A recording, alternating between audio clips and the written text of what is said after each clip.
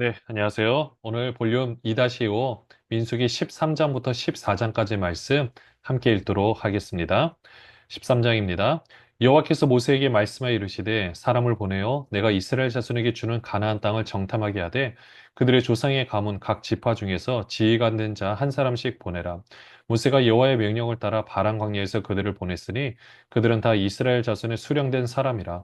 그들의 이름은 이러하니라. 루벤 지파에서는 사꿀의 아들 삼무하여, 시몬 지파에서는 호리의 아들 사바시오, 유다 지파에서는 여분네 아들 갈렙이요, 이사갈 지파에서는 요셉의 아들 이갈이요, 에브라임 지파에서는 눈의 아들 호세아요, 베냐민 지파에서는 라보의 아들 발디요, 스불론 지파에서는 소디의 아들 갓디엘이요, 요셉 지파 곧 므낫세 지파에서는 수시의 아들 갓디요, 단 지파에서는 그말리의 아들 암미엘이요, 아셀 지파에서는 미가엘의 아들 수들이요, 납달리 지파에서는 웁시의 아들 나비요, 갓 지파에서는 마기의 아들 구엘이니 이는 모세가 땅을 정탐하러 보낸 자들의 이름이라.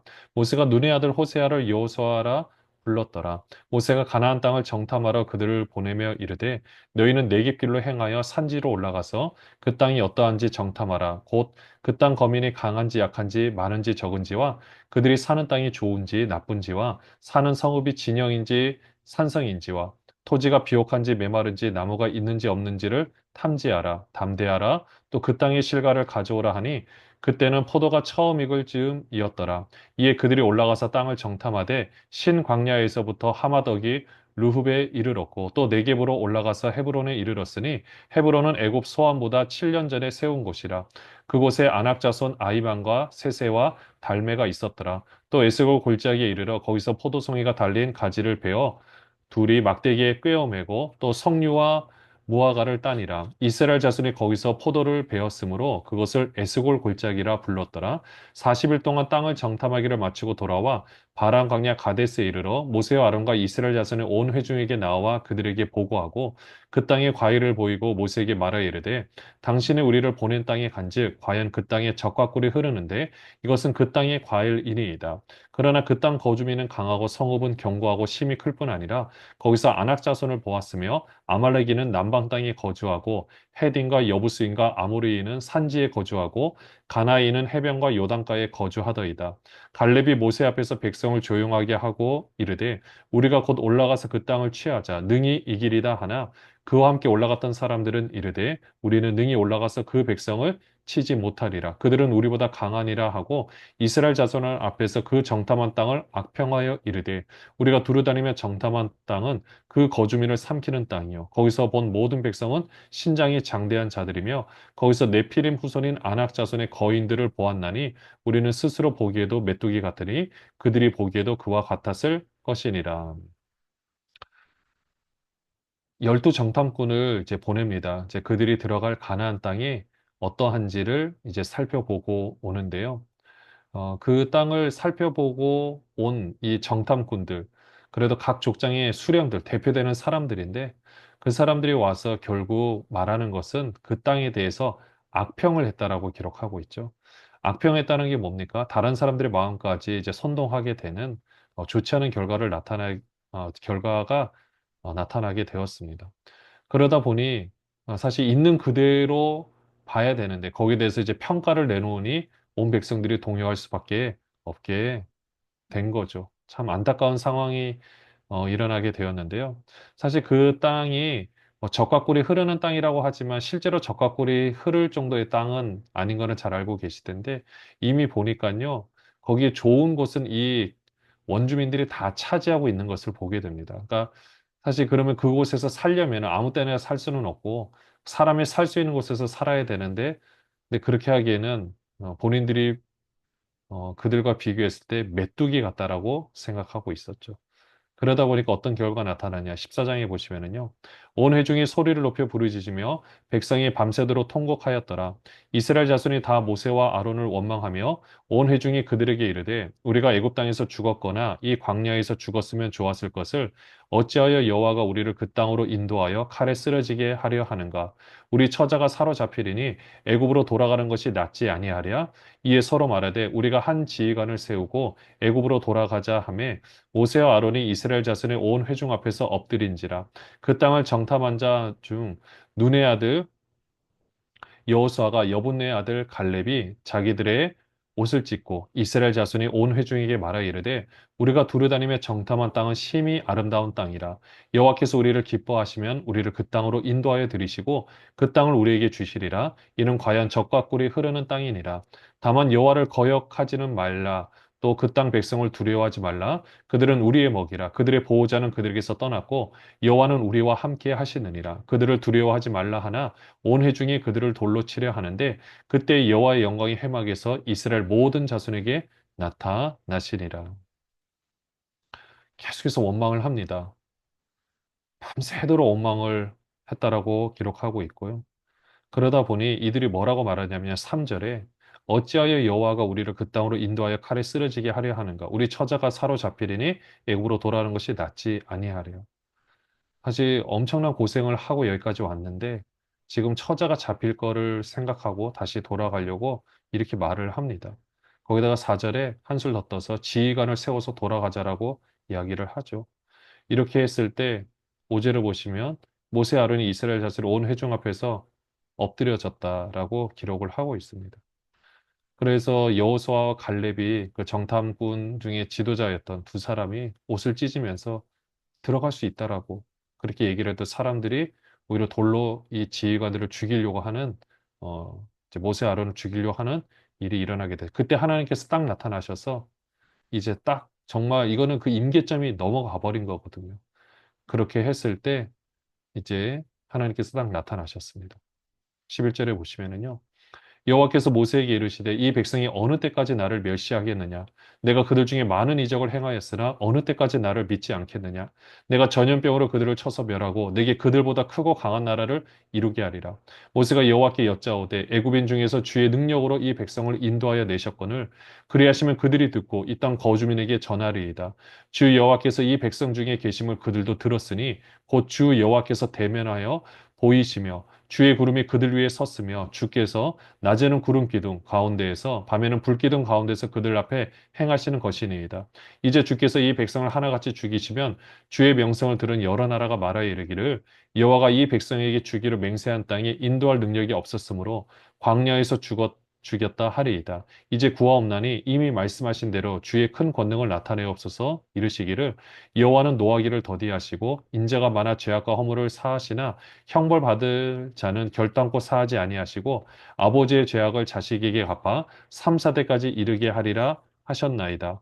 구하옵나니 주의 인자의 광대하심을 따라 이 백성의 죄악을 사하시되 애굽에서부터 지금까지 이 백성을 사하신 것 같이 사하시옵소서.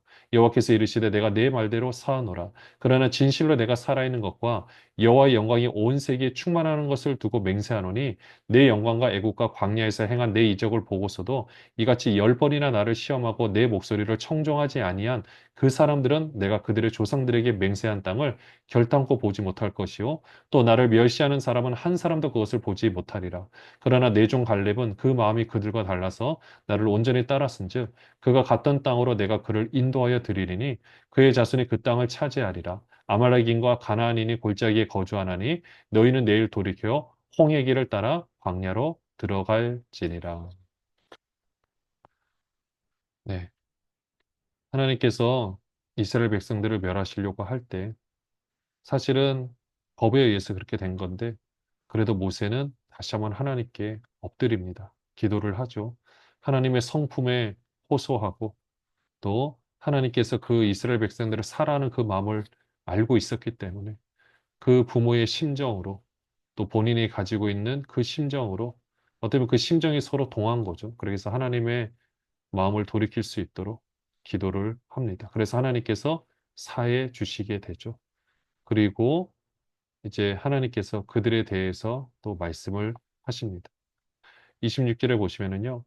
여호와께서 모세와 아론에게 말씀하여 이르시되 나를 원망하는 이 악한 회중에게 내가 어느 때까지 참으랴 이스라엘 자손이 나를 향하여 원망하는 바 그 원망하는 말을 내가 들었노라 그들에게 이르기를 여호와의 말씀에 내 삶을 두고 맹세하노라 너희 말이 내 귀에 들린 대로 내가 너희에게 행하리니 너희 시체가 이 광야에 엎드려질 것이라 너희 중에서 20세 이상으로서 계수된 자 곧 나를 원망한 자 전부가 여분네 아들 갈렙과 눈의 아들 여호수아 외에는 내가 맹세하여 너희에게 살게 하리라 한 땅에 결단코 들어가지 못하리라.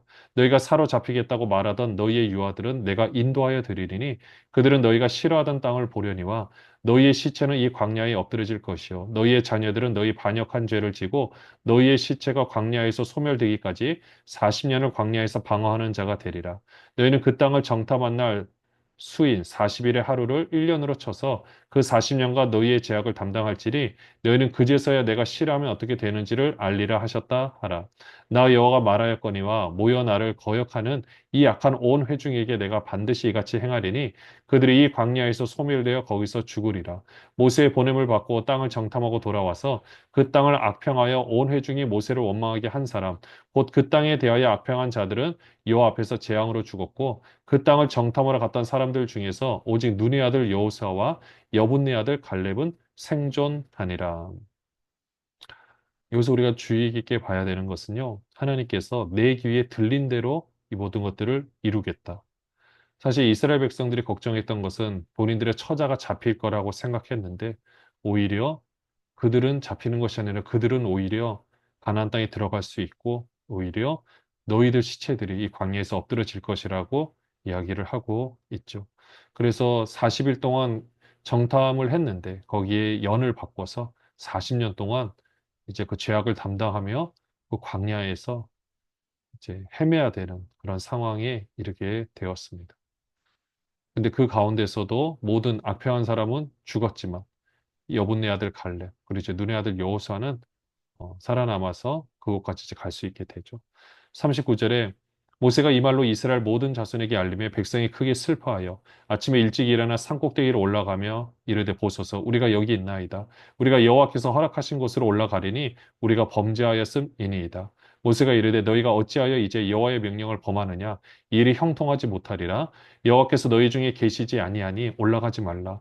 너희의 대적 앞에서 패할까 하노라. 아말렉인과 가나안인이 너희 앞에 있으니 너희가 그 칼에 망하리라. 너희가 여호와를 배반하였으니 여호와께서 너희와 함께하지 아니하시리라 하나 그들이 그래도 산꼭대기로 올라갔고 여호와의 언약궤와 모세는 진영을 떠나지 아니하였더라. 아말렉인과 산간지대에 거주하는 가나안인이 내려와 그들을 무찌르고 호르마까지 이르렀더라. 이미 해결하려 하지만 사실은 늦게 늦은 거죠. 그래서 하나님이 지금 함께 하시지 않는데 사실 회개를 한 것보다는 그냥 네, 슬퍼했다라고 기록을 하고 있지만 지금 사실 그 문제가 해결되지 않는 상황에서 이들은 그냥 이제까지 해온 방식대로 사실 하나님께서 함께 하셨기 때문에 그들이 그 광야 땅을 지나올 수 있었던 건데 그건 생각하지 못하고 그냥 올라가면 된다고 생각한 거죠. 그렇게 해서 하나님 말씀대로 순종하면 된다고 생각을 했습니다. 그러나 결국은 그 뜻을 이루지 못하게 되는 거죠. 그 칼에 망할 수밖에 없게 되는 거죠. 네, 이 말씀들을 이렇게 보니 우리가 누리고 있는 당연함이 항상 당연함이 아닐 수도 있다는 사실을 다시 한번 바라봅니다. 오늘도 우리가 누리는 모든 것들, 때로는 그게 힘든 일일 수도 있고 또 지쳐서 쓰러질 만한 아픔들일 수도 있겠지만 우리가 그 가운데서 우리를 지켜오시고 인도하여 주신 그 하나님을 생각하며 나가는 모든 들 되시기를 바랍니다. 하나님 아버지, 그렇습니다.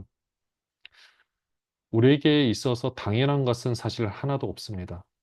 모든 것이 기적이고 내가 여기 존재하고 말씀을 읽는다는 것 자체가 이미 기적인데 그 놀라운 기적을 이루어 주신 그 하나님, 그 하나님을 믿고 신뢰하며 오늘 우리의 삶을 살아드릴 수 있도록 인도하여 주시옵소서.